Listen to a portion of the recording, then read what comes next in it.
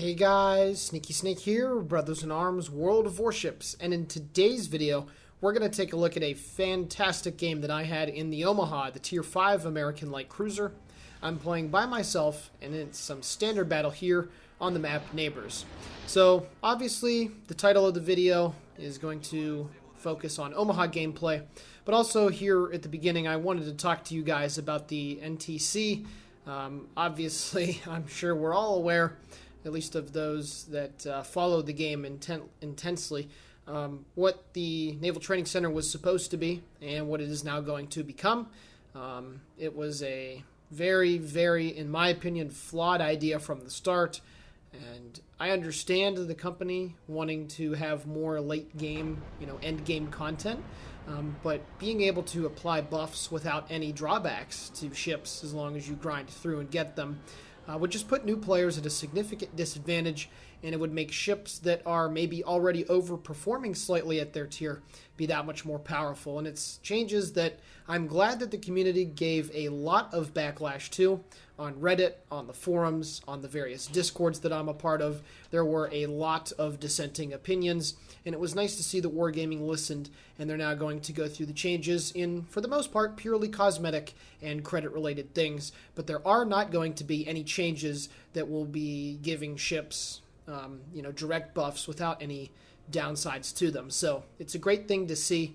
I'm glad that they decided not to go off the deep end, because obviously as an admin for King of the Sea, at least on my side of things, that would directly influence the kind of balance that we're trying to have when we run our tournaments, not just King of the Sea, but just any competitive tournament as well as organic game modes like clan battles and the ranked sprints.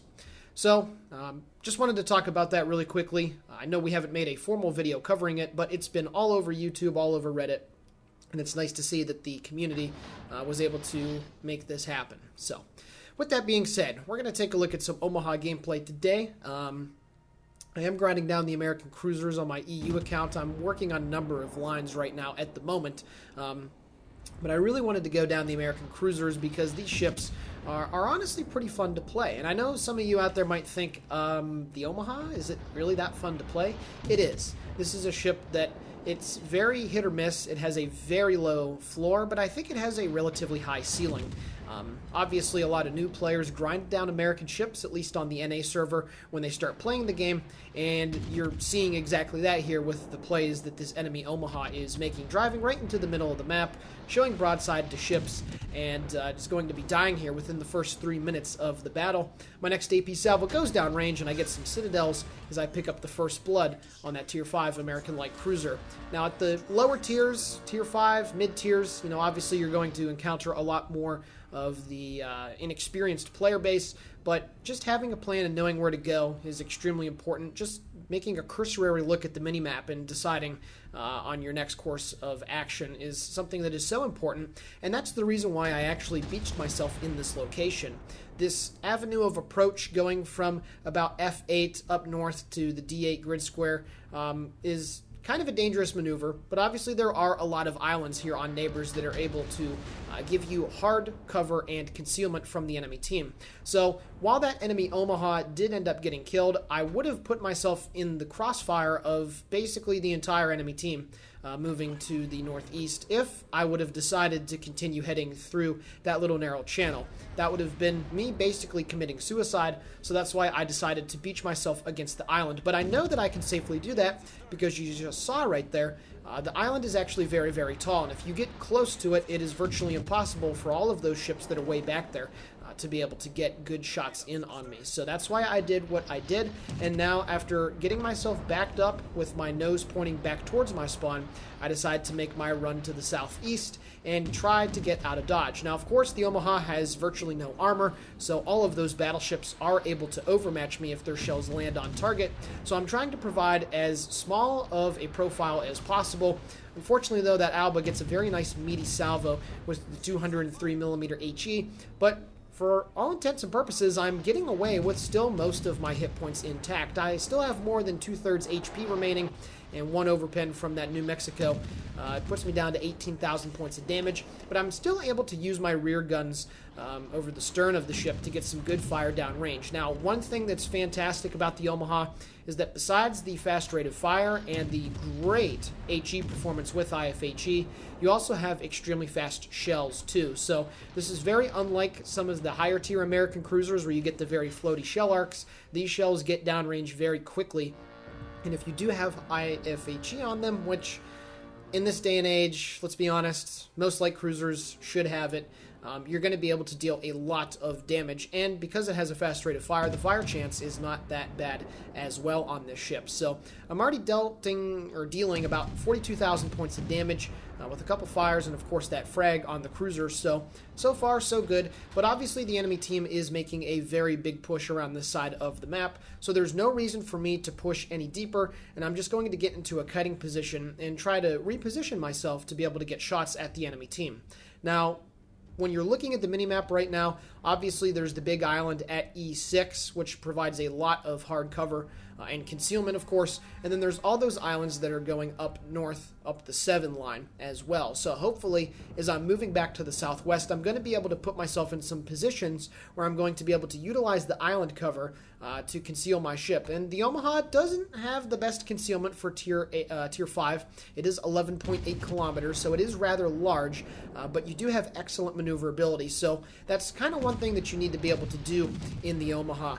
When you play the American cruisers and the Phoenix at tier 4 preceding it, you really do need to be able to time your maneuvering correctly so that you can dodge shells. I decide to turn to the right, trying to make that New Mexico think I'm making a full turn to the right, and then I am able to pull back to the left and dodge not only that shell fire, but also some from the enemy Omaha as well. All the meanwhile getting my rear guns shooting over the stern of the ship. And you can see that when you are moving directly away from enemies, you're still able to get 6 guns shooting at the enemy, which is fantastic. That's a decent amount of firepower for this tier. Of course, you only have 2 turrets, one at the front and one at the rear, and you do have a lot of those casement guns, so they're only able to shoot over a limited axis to port or starboard, but if you do maneuver around correctly, you can get a pretty decent amount of your guns to bear on the enemy. And of course, at this tier where the cruisers have no armor and where the cruisers also have very little HP, as well as the battleships not having much deck armor and plating, if you do land your shells on target, you will be able to pick up a very surprising amount of damage. And something that's interesting, some of my tier 5 cruisers actually have more average damage than some of my tier 6 and even tier 7s. Now that might seem a little odd at first glance, but this is the perfect tier, honestly, for IFHE, because most of these ships down here, with the exception of the Gneisenau, at least in this game, they're just not able to tank any of these shells. So if you do manage to hit in the right spots, you're going to be dealing guaranteed damage, and it's very, very satisfying. You can see I'm already up to about 60,000 points of damage dealt, which, if I were to die right now, would be a very healthy number for any Omaha player. But there's still plenty more work that needs to be done. The enemy team has sent some ships back to defend their base, which is good, so that should hopefully buy their team some time, so that there's going to be more time for us to be able to deal some damage up here. I'm continuing to shoot at the enemy Gneisenau, and even though he has taken a lot of damage, you can still see, as long as the shells are landing up in the superstructure, German BBs are notoriously incapable of tanking a lot of this kind of damage. And unfortunately, I do not manage to get the kill on that guy. I put him down to about 400 HP, and it's not going to save the King George V. But one of the enemy team's top tier battleships is now off the board, so that's all fine and dandy. And at this point, I'm now going to make my way over to those islands on the 6 and the 7 line like I talked about, and hopefully, if the enemy team continues to deploy it the way they are, I should be able to get behind some island cover and get some blind shot shooting at those enemy ships. Now, there is the Hood, and that's obviously my target, because he's on 67,000 hit points and he hasn't taken a lick of damage yet. So obviously I want to try to get some good shots in at him. And also, since I'm in a tier 5 and I'll be shooting at a tier 7 battleship, the more damage that I do, the more XP that I'm going to get out of it, which is very, very important. Now you see right there, when I did shoot, I did get detected. So obviously that Königsberg is well within my detection range. The Hood was behind that island, but of course, because I was shooting in open water, the Königsberg got a spot on me, so I do have to pay attention to him right now. And also you can see that the Akatsuki's last reported position was just to the west of the D6 grid square. So I'm kind of getting myself caught in a crossfire here. If that Königsberg decided to load some armor-piercing rounds, I would be in a pretty dire situation because, well, unfortunately the Omaha is pretty much incapable of tanking any shells in the game. Even destroyers at point blank are able to easily citadel you, so you have to be very, very careful. But this maneuver that I'm doing right here, I'm more worried about the hood getting some shots over the island at me, and at this point it's just like, okay, if the Königsberg gets a good shot off and kills me, well, then that's that. But now I've put that island in between me and the hood, and he should not be able to lob shells over it. So at this point, I'm going to swing to starboard a little bit, drop a wide set of torpedoes into that smoke screen. I still have my hydroacoustic search running. It's got 28 seconds left. You can see all the incomings, fire alerts that are coming my way. Now I have to continue my turn to port. Hopefully that Alba does not shoot at me, but I am trying to close the distance to this enemy destroyer. I only got 15 seconds left on the hydro, and there we go. At about 4 kilometers, I do pick him up. So this Akatsuki is going to be in a very bad situation. You can see the rate of fire here on the Omaha coming into play, and I really am starting to rail some high explosive damage into this dude. He gets chunked down to about 1,000 hit points, and then hopefully I'm going to be able to finish him off right here, and that's exactly what happens. And his smoke screen is able to provide some line of sight cover for me for those battleships, the New Mexico and the Alba, that are off to my north. And also, all of these islands that are here are able to provide line of sight from the Königsberg and from the hood. So if you're able to get into this kind of a position, and the enemy team is in certain positions as well, you can get a lot of stealth fire going. And this is one of the reasons why when I am up tiered in this ship, I don't really mind it, because being able to find good island cover to hide behind is a skill that it does take a little bit. You do have to, look at the mini-map, and you have to kind of study the maps and figure out good places to go. But you can see that my damage has spiked to over 104,000 points, and now I'm getting some free shots here at this enemy hood, and he still has a lot of hit points to give me, so obviously I'm going to continue to shoot at this guy. But now I am undetected, and once again, I am stealth firing from behind the island, and while these shells do have good arcs, they're still nothing like a Stalingrad or a Soviet shell arc, so they can easily clear the island, and I will continue to rain down fire on that guy. Now this enemy Omaha that is coming in does force me to get out of this position because he does get line of sight on me, so I'm going to engage him as I start to move slowly more so to the south. I'm still at half hit points, but I also am, still in a pretty decent position. Even if the hood manages to get one shell on me and gets a citadel, I am still going to have a little bit of hit points left over. So it's not a terrible situation to be on at 12,000 hit points. Now getting some more shots here at the hood. At this point in the game, I know that we're going to get the win, so I'm just focused completely on trying to damage farm this guy. And of course, like I said, battleships all the way up to tier 7, they're really not able to tank many of the shells that are shot. If they hit anywhere in the superstructure, the bow, the stern, the plating, you are going to get guaranteed penetration, like you saw right there, with almost 4,000 damage dealt with that last salvo. And of course, since I am 14.2 kilometers away, the hood doesn't have the best shell velocity in the game by any stretch of the imagination. So as long as I keep maneuvering around and keep my course and speed changing, I will be able to dodge his salvo. Now, when you are shooting at fast light cruisers at the low tiers, you really do have to lead far ahead, and you saw right there with that hood, he aimed quite a bit behind me, so he is eating a lot of my high explosive damage, and I continue to get more shells going down range at him. He is really starting to feel the IFHE power of my 152mm guns.